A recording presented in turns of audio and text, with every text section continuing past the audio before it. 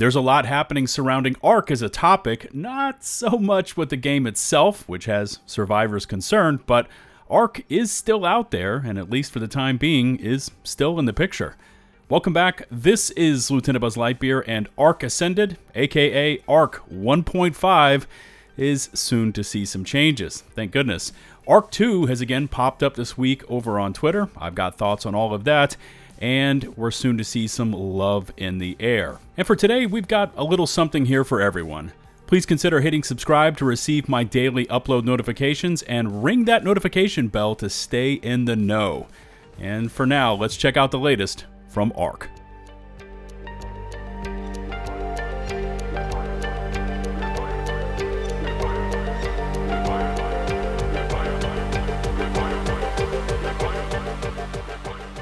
We might as well kick things off with Ark Ascended, and it's been pretty rough sledding for both PlayStation and Xbox, and that's probably putting it mildly.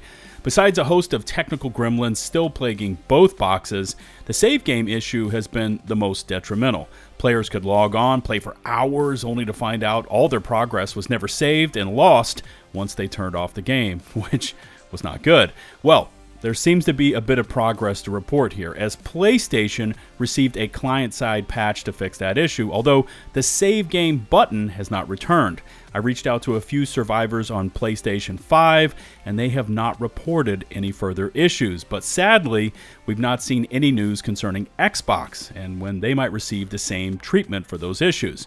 You would have thought that with a reported brand new codebase and just one map in the rotation, we wouldn't see these game-breaking issues months after release, but then again, of course, I know a lot of players, me included, were really looking forward to the implementation of server transfers, which I believe was set for an end of January release date, then it was delayed until February 2nd, and now delayed again until the 7th, and that one hurts to see.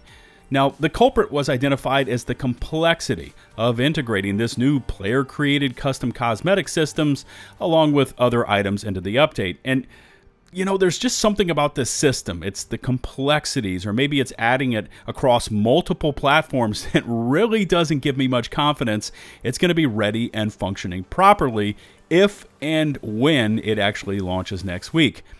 And it's kind of like cross-progression. Remember that one, which was promised way back when Ark Ascended was pitched to the player base, and we haven't heard a peep about that ever since.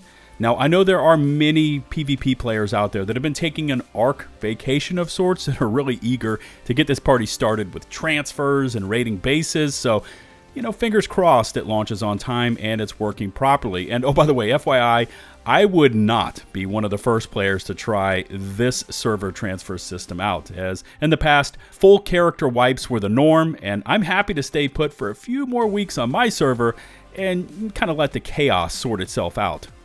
In case you had forgotten what month it is, we've got another in-game event coming up very soon, as Love is in the Air with Love Evolved, running for 1 week only starting on February 13th, with more details promised in next week's Community Crunch. That's kind of the pattern for this Community Crunch. We're looking to next week. Anyways, the artwork does look nice, and I would expect it to run exactly the same as past Love events, you know, in terms of cosmetics and the such. Now, for many, the hands-down favorite item from this week's Crunch has to be this new Ark Ascended cross-platform mod Spotlight, which featured, wait for it, Mickey Mouse as Steamboat Willie, apparently now cleared to show up in Ark without fear of copyright issues. This mod and complete side-scroll game Mickey Mouse experience is proving to many that there seems to be an all-out blitz to get as much content and create as much buzz around Ark 1.5 as humanly possible, though I will admit seeing the tiny Mickeys clubbing the dead survivor on the ground was pretty wild to see, and I don't know how that really fits into Ark, but it was pretty wild. Now, what does fit into the game were the other 5 mods on display, including Amisa, Cyrus's Critters, Primitive Weapons, Tranks and Resources, Circa's RP Deco, and Castle Builder. Link to the full crunch can always be found down in the video description, and from there, you can check out the full YouTube video where these mods are on display. What's missing from all of this mod chaos is some much needed clarification from Wildcard as to how this cosmetic creation system will be monitored and or how much will these mods cost us. And you would think if it were free, they would have advertised that fact immediately. And since it wasn't, well, it makes me think otherwise. Also, while we're on this topic of clarification, Jaymie Ridall seems to have returned to Twitter, fielding questions about the Shastosaurus and Gigantoraptor and why they were switched for the upcoming release of the center map.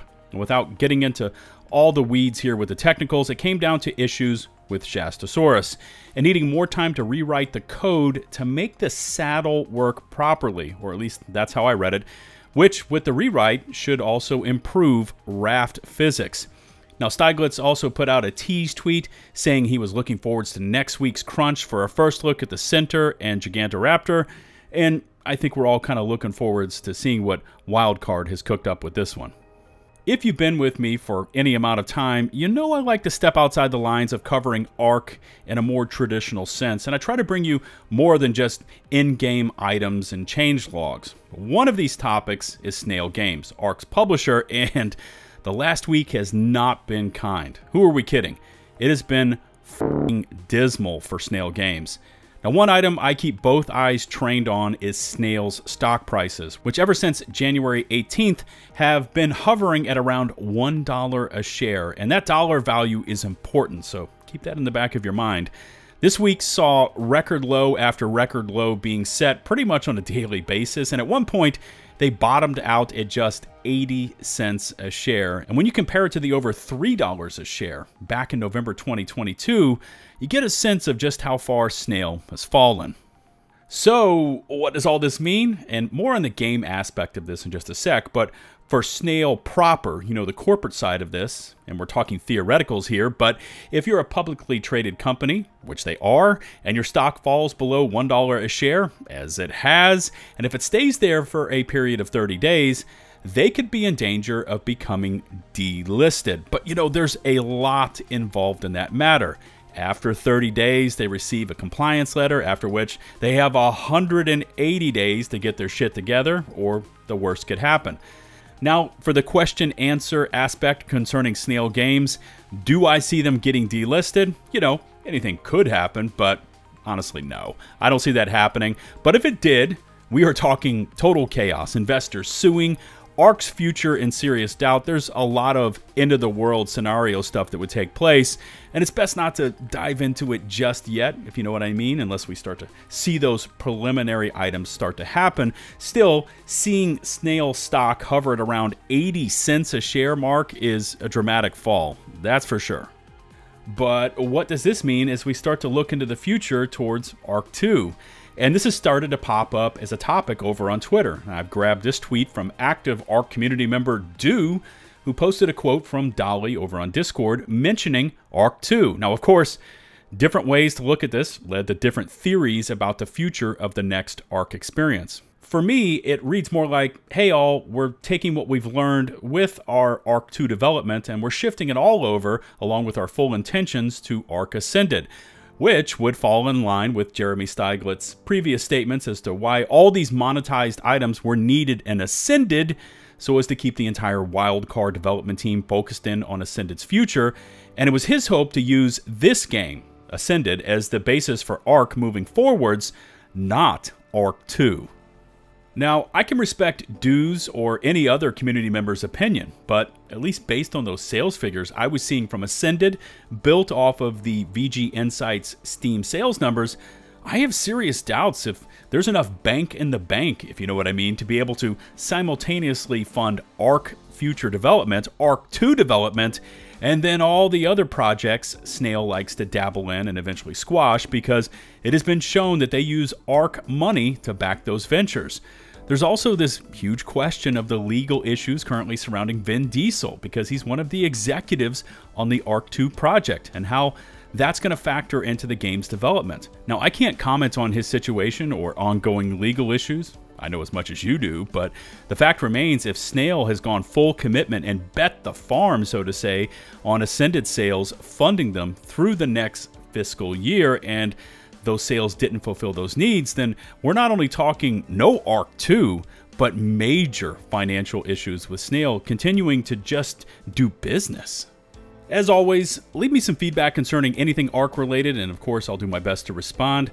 And if you want to know more about the math behind Ascended sales and how I arrived at my theories, check out this video, link in the video description, to get caught up to speed. Remember to hit subscribe and ring the notifications bell. All my socials can be found in the video description, including Twitter, where I'm actually quite active and post most of my findings.